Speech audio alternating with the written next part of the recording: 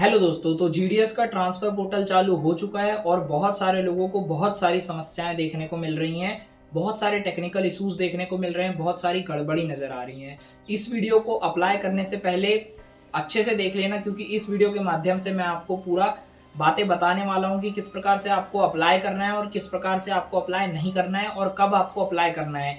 ऐसा नहीं कि कोई गलती है तब आपने अप्लाई कर दिया, उसके बाद आपकी कोई भी गलती को एंटरटेन नहीं किया जाएगा। डिपार्टमेंट के द्वारा ये चीज़ बोली गई है, तो वो चीज़ मैं आपको अच्छे से इस वीडियो के माध्यम से पूरे विस्तार में समझाने वाला हूँ। इस वीडियो में पूरा एंड तक बने रहना और इस वीडियो को देखने के बाद आपके मन में जितने भी कन्फ्यूज़न है वो सारे क्लियर हो जाएंगे ट्रांसफ़र पोर्टल को लेके। तो चलिए इस वीडियो को स्टार्ट करते हैं बिना किसी देरी के। Before that, if you are new to my channel then subscribe this channel and like this video. तो चलिए वीडियो स्टार्ट करते हैं। तो सबसे पहले हम बात कर लेते हैं एक इशू की। बहुत सारे लोगों के मन में ये सवाल आ रहा है कि जो स्लैब वाला इशू है वो किस प्रकार का है। जैसे कि मेरा जो बीपीएम है उसमें स्लैब 2 शो कर रहा है, जबकि तो बीपीएम का जो स्लैब 1 होता है वो 12,000 होता है, लेकिन according to the transfer portal उसमें जो स्लैब 2 है वो है 12,000 और जो स्लैब 3 है वो है 14,500 और जो स्लैब 1 है वो है 10,000। इस कारण से दिक्कतें देखने को मिल रही हैं। आपका यदि स्लैब 2 शो कर रहा है, इसका मतलब आप बीपीएम ही हैं और बीपीएम का स्लैब 1 ही है, वो लेवल 1 ही है। बीपीएम के लेवल 1 को ही स्लैब 2 बोला गया है। इस कारण से आपको इसमें कंफ्यूजन नहीं होना है और अच्छे से अपना उस चीज़ को देखते हुए करना है। साथ ही साथ बहुत से लोगों के मैंने देखे कि किसी में उनका जेंडर गलत आया है, किसी में किसी का पोस्ट गलत आई है। बीपीएम है तो एबीपीएम, एबीपीएम है तो बीपीएम। साथ ही साथ किसी में स्पेलिंग मिस्टेक है नाम में। ध्यान रखना, माता के नाम में, पिता के नाम में और आपके नाम में कोई भी मिस्टेक हो वो एंटरटेन नहीं किया जाएगा। साथ ही साथ आपका जो ईमेल एड्रेस है, you can edit while filling the form. तो आपका यदि ईमेल एड्रेस गलत है तो आप उसको मैनुअली चेंज कर सकते हैं, उसमें आपको किसी प्रकार की कोई समस्या नहीं जाने वाली है। लेकिन आपको इस बात का ध्यान रखना है कि कोई भी समस्या यदि आपकी जीडीएस डिटेल्स में शो करती हैं तो डेफिनेटली आपको पहले उनको करेक्ट कराना है, उसके बाद ही फॉर्म फिल करना है। क्योंकि उसमें जो कंसेंट फॉर्म है उसमें साफ साफ ये बात लिखी है कि एक बार आपने फॉर्म अप्लाई कर दिया, उसके बाद यदि उसके बाद कोई गलती आपकी पकड़ाई आती है तो department will not entertain any problem और एनी मिस्टेक्स। तो इस चीज़ को आपको अच्छे से समझ के चलना है और आपको उसी को समझते हुए अपना जो फॉर्म फिल करना है ट्रांसफ़र का वो करना है। और अभी एक और इश्यू जो था वो बहुत सारे लोगों को देखने को मिल रहा था कि जब वो ट्रांसफ़र में अप्लाई करने को जा रहे थे तो उनको ओनली ऑन अपने हर डिवीज़न में 10 से ज़्यादा वैकेंसी शो नहीं हो रही थी। तो फाइनली जो सीईपीटी की टीम है उसने इसको करेक्ट कर दिया है। अभी आपको सारी जितनी अवेलेबल वैकेंसीज़ हैं वो सारी शो होंगी।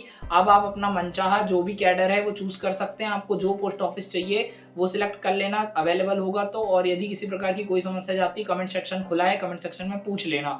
बहुत सारे लोग ऐसे थे जो फॉर्म भर चुके हैं ऑलरेडी, तो वो लोग ना घबराएं, क्योंकि इन फ्यूचर क्या होने वाला है, इसकी एक विंडो ओपन होगी जिसमें आप करेक्शन कर पाएंगे। तब आप अपने जो प्रेफरेंसेस हैं उनको चेंज कर पाएंगे। तो इसलिए जिन लोगों ने फॉर्म ऑलरेडी फिल कर दिया है वो विड्रॉ करने की गलती मत करना। यदि विड्रॉ कर दिया तो दोबारा अप्लाई का ऑप्शन नहीं आने वाला है।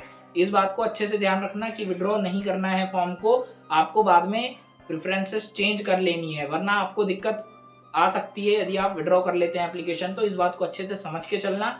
साथ ही साथ अभी तक हमने बात कर ली कि जो वैकेंसीज नहीं आ रही थी पोर्टल में उनका क्या समाधान है, और मैंने आपको ये भी बताया कि यदि आप एप्लीकेशन विड्रॉ कर लेते हैं तो आप दोबारा फॉर्म नहीं भर पाएंगे।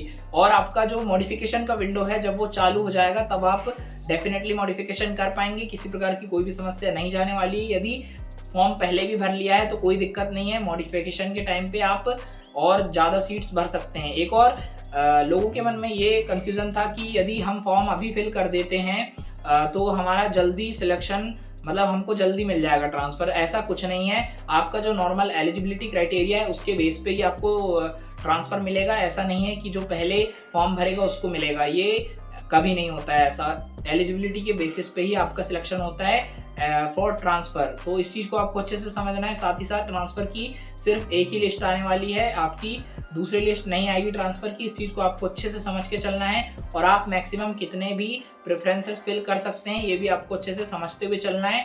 और यदि डिटेल्स सही नहीं है तो फॉर्म को फिल अभी ना करें, पहले डिटेल्स सही करवाएं डीओ से कॉन्टैक्ट करके एज सुन एज पॉसिबल, उसके बाद ही अपना फॉर्म फिल करें। क्योंकि आपको दिक्कत बन सकती है यदि आप बिना करेक्शन करवाए यदि करवाते हैं तो। और यदि एड्रेस में थोड़ा बहुत कुछ गलत है, स्पेलिंग वगैरह मिस्टेक है तो वो चल जाएगा, लेकिन यदि आपका पूरा एड्रेस ही अलग है तो वो भी आपको चेंज करवाना होगा, उसको सही करवाना होगा। और पिन कोड वगैरह सब अच्छे से मैच करना, उसके बाद ही अप्लाई करना, वरना दिक्कत हो सकती है। इस चीज़ को अच्छे से समझ के काम करना और इसी के हिसाब से अपना ट्रांसफ़र का फॉर्म फिल करना। साथ ही साथ जल्दीबाजी ना करें, अभी सर्वर का इश्यू आ रहा है, इसीलिए आराम से 2-3 दिन के भीतर आराम से फॉर्म फिल करना, क्योंकि फॉर्म कभी भी फिल करो एलिजिबिलिटी क्राइटेरिया के अनुसार ही आपका ट्रांसफ़र अप्रूवल होगा, उसी के हिसाब से आपका ट्रांसफ़र में नाम आने वाला है। तो इस चीज़ को आपको अच्छे से समझ लेना है। तो इस वीडियो में जितने भी डाउट्स थे वो सारे मैंने क्लियर कर दिए हैं, खास करके वो स्लैब वाला जो डाउट था वो बहुत से लोगों को था, तो मैंने आपको अच्छे से उस चीज़ को समझा दिया है। तो यहीं तक था वीडियो पसंद आया हो तो लाइक करना, चैनल को ध्यान से सब्सक्राइब करना और मिलते हैं आपको किसी और वीडियो में। तब तक के लिए थैंक्स फॉर वॉचिंग।